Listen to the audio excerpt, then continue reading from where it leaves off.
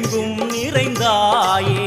உன் திருநாமமே இங்கு பல கோடியே அதில் எதை சொல்லி நான் அழைப்பேனோ